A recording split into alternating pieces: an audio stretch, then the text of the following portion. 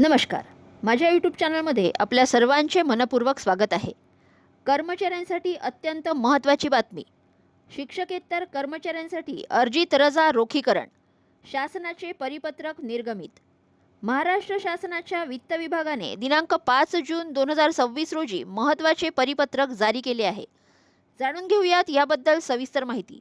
त्यापूर्वी चॅनलला पहिल्यांदा भेट देत असाल तर लाईक करायला विसरू नका, सबस्क्राईब करायला विसरू नका, नवीन अपडेट्ससाठी बेल आयकनला प्रेस करायला विसरू नका आणि माहिती आवडल्यास आपल्या सहकारी मित्रांना शेअर करायला देखील विसरू नका.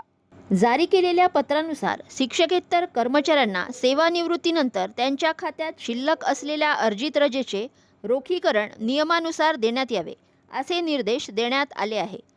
त्यानुसार लेखा व कोषागार संचालनालय मुंबई तसेच संबंधित विभागांना आवश्यक सूचना देण्याबाबत कार्यवाही करण्याचे निर्देशही देण्यात आले आहे. हा निर्णय शिक्षकेतर कर्मचाऱ्यांच्या प्रलंबित मागणीच्या दृष्टीने महत्त्वाचा मानला जातो.